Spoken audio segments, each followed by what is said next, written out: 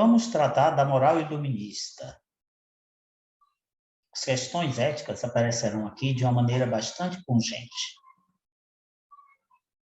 O nosso contexto é o século XVIII e os acontecimentos mais marcantes, historicamente, deste período. Nós estamos com o próprio iluminismo, ou ilustração, figurando. E aqui nós temos uma exaltação da capacidade humana de conhecer e agir pela luz da razão. Aliás, esta é a causa que justifica chamar esta mentalidade de mentalidade iluminista. Acreditava-se que, como a razão é uma propriedade do ser humano, ele, fazendo uso dela, tem condição de chegar ao conhecimento prescindindo de uma série de intermédios, vai se chegar a uma constatação de que o indivíduo é submetido a uma heteronomia, ou seja, a obediência de uma lei que ele não fez, mas que ele, ao fazer a crítica da presença dessa lei na vida dele, poderá muito bem desfazer esse segmento cego de uma lei externa e seguir a lei ou as normas por convencimento mesmo de si.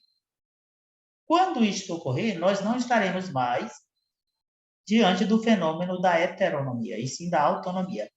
O iluminismo é uma tentativa de conduzir as pessoas a um processo de autonomia. A figura marcante desse período é Kant. Kant será a expressão maior do movimento iluminista, segundo alguns historiadores.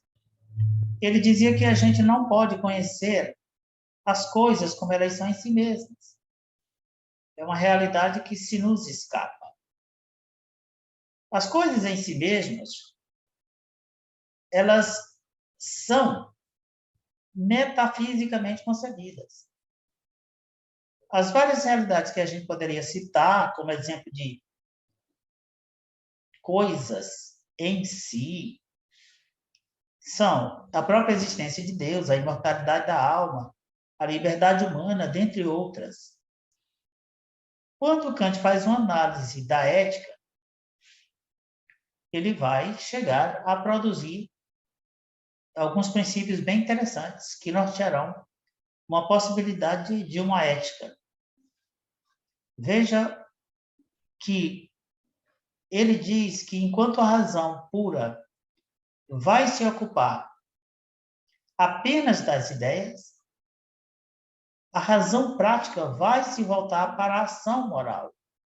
Então, a razão que definirá a possibilidade de uma ética, ela é a razão prática, porque ele concebe o ser humano como portador dessas duas razões, a razão pura e a razão prática. Na razão pura, a gente tem as próprias elucubrações, a gente tem os trabalhos intelectuais, e na razão prática, a gente tem a tentativa de racionalizar as ações das pessoas em interação social. O que é que nós chamaremos de formalismo moral na teoria kantiana? Bom, primeiro ele constata, como muitos outros que nós, inclusive, já citamos, que só o ser humano tem vida moral. Isso é um dado bastante importante. De todos os seres vivos, somente o ser humano tem vida moral. E ele justifica já imediatamente. A razão disso é porque os atos que resultam do exercício da vontade humana carregam esta moralidade. Então, é a própria questão da presença da vontade nos atos que dá a eles moralidade. Então, se nós perguntarmos por que que o ser humano tem um ato moral, ao contrário de todos os outros seres? E a resposta básica seria porque os seus atos resultam da vontade. Ou seja, o ser humano quer fazer as coisas. Ele não faz apenas por fazer, porque está com uma necessidade imediata. Os animais sentem fome, querem comer e comem. Mas o ser humano força uma fome, por exemplo. Às vezes ele não está com a fome, ele deseja comer um determinado tipo de comida, ele força uma fome, cria um desejo interno, apenas com a força de vontade, e a partir daí ele é capaz de realizar um ato que os animais não realizariam, exatamente por não agirem segundo a vontade, porque essa inexiste deles. Do mesmo modo, quando um ser humano comete um ato mau, um crime, algo assim, ele também pensa, ele é capaz de antever o acontecimento, ele é capaz de pensar, de planejar. Então, ele sente vontade e, em função da vontade, ele realiza. Isso dá moralidade no ato. Isso faz com que o seu ato possa ser avaliado eticamente. Em outras palavras, o ser humano tem condição de se responsabilizar pelos seus atos, ao contrário de todos os outros animais. E ele age de maneira racional exatamente porque ele segue princípios, ele necessita de princípios. E ele tem esses princípios. E quem dá esses princípios é a consciência moral. Kant vai tratar do conceito de imperativo e vai lidar com dois tipos de imperativos. Ele vai tratar do imperativo categórico e do imperativo hipotético. Um imperativo é normalmente uma declaração que alguém faz, uma ordem que alguém dá, e quando ele é entendido de maneira hipotética, ele pode ser explicado da seguinte maneira: existe uma ordem para que uma determinada ação seja praticada, e esta ação ela se dá como meio para se alcançar um outro fim. Quando isto ocorre, repito, nós estamos diante de um imperativo hipotético. Observação: quando eu falo em ordem, não pensemos somente em alguém que obedece ordem de fora. Pode ser uma ordem da própria pessoa. Não, a pessoa mesma quer algo, então ela se impõe um determinado desejo. Ao se impor, ela está ordenando a si mesma, e isso está ocasionando a imposição de um imperativo. Só que este imperativo, esta vontade que a pessoa vai desenvolver dentro de si, repito, estará caracterizada, de acordo com o pensamento de Kant, em duas categorias. E eu acabei de explicar uma delas, que é o imperativo hipotético. Repetindo, é aquele tipo de situação em que você faz algo como meio para chegar a uma outra coisa. Por exemplo, a pessoa pode ser boa para ser amada. Então, ela não é boa porque simplesmente imagine que ser bom ou ser boa seja algo nobre a tal ponto que justifique que se seja assim, independente de qualquer coisa. Não, você, para que as pessoas me queiram bem, ou então para que não me punam, etc. Mas quando nós estamos diante do imperativo categórico, aí se faz uma determinada coisa, uma ação qualquer, não mais visando a outra coisa, mas porque se reconhece que aquela ação ocasionará um resultado tão nobre que isso já justifique que a ação seja praticada. Então, eu não vou fazer porque eu vou ganhar algo, ou então com medo de ser punido. Não vou fazer porque isso evitará que eu seja punido. Eu vou fazer porque a coisa é nobre de ser feita. Então, quando eu estou munido desse tipo de conhecimento, aí eu estou com um imperativo categórico.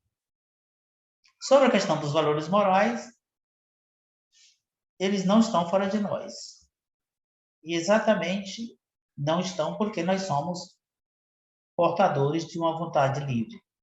E cada um deve reconhecer o seu próprio dever. Então, a questão da moralidade, ela é uma questão eminentemente interna. É a própria moral do sujeito. Falando sobre autonomia e dignidade, nós diremos o seguinte, ainda no espírito da teoria kantiana, que todo imperativo impõe-se como um dever. Agora, esse dever, essa exigência, eu tenho que fazer algo, eu tenho que não fazer, ela não é heterônoma, ela é livremente assumida pelo sujeito que se autodetermina, segundo o que eu acabei de dizer. Só que eu estou falando de moralidade. Quando a pessoa faz as coisas de maneira heterônoma, ela não tem necessidade de responder por aquilo que está fazendo, porque está sendo imposta a ela de fora o dever fazer. Mas quando a pessoa impõe a si mesma que deve fazer algo, então ela é sim responsável por aquele algo que faz. O Kant vai fazer uma distinção, então, entre coisas que têm preço e coisas que têm dignidade. Aquelas que têm preço podem ser trocadas por algo que tenha um valor equivalente. Mas as que têm dignidade, elas valem por si mesmas. Então, aí a gente tem uma situação em que é difícil categorizar o que tem preço e o que tem dignidade. Porque, dentro da conceituação dele, o que tem dignidade vale por si mesmo. É o mesmo que dizer não tem preço.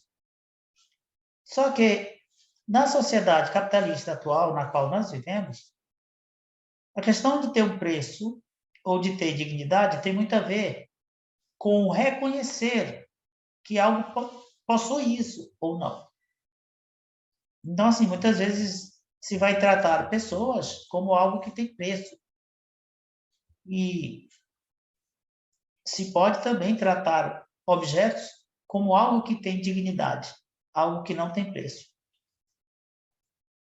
Então, aí a gente teria um problema que seria definir o que é que tem preço e o que é que tem dignidade. Mas, via de regra, a gente assume que, por exemplo, o ser humano tem dignidade. Um objeto qualquer tem preço. Então, repetindo um pouco o que eu até havia falado, o ser humano, sendo portador de dignidade, ele não tem preço. Mas, repito, na sociedade capitalista de hoje, tudo tem preço. Kant vai ser duramente criticado em sua teoria por algumas razões. Uma delas é que se vai criticar o formalismo da teoria dele, se acha que ela é muito formal, mas na prática não é muito aplicável. Por exemplo, essa coisa que eu acabei de falar sobre ter peso e ter dignidade é uma das situações em que é bem difícil você aplicar a moral àquilo que está formalizado. Na prática, na concretitude das coisas, é bem complicado você utilizar a ética kantiana em todas as situações. Além do formalismo, ele também é criticado porque a ética dele, segundo os críticos, se funda na razão universal e abstrata. Está mais ou menos no mesmo campo, porque se critica a ideia de que a ética de Kant é uma ética de escritório. Não é uma coisa que foi retirada da prática. Foi alguém que sentou, ficou escrevendo, pensando e teorizando. É assim que se pensa e se critica a ética dele. Chegando no utilitarismo ético, nós vamos apenas dizer que esse utilitarismo ele foi desenvolvido principalmente por esses dois caras, o Jeremy Bentham e o John Stuart Mill, e esse utilitarismo vai defender que a verdade depende dos resultados práticos. Em outras palavras, as coisas só valem se elas funcionarem na prática. A teoria não interessa. Como é que fica a questão moral do utilitarismo? O utilitarismo ele representa uma forma atualizada do hedonismo grego, se diz, porque é uma busca do prazer, mas no caso do utilitarismo, não é o prazer mesmo em si, mas digamos, a satisfação das necessidades. O princípio do prazer aqui, tomado no utilitarismo, que avalia o ato moral, se ele é bom ou se ele é mau, ele vai ter que considerar a questão da quantidade. Não é apenas o meu prazer, mas é o prazer de muitas pessoas.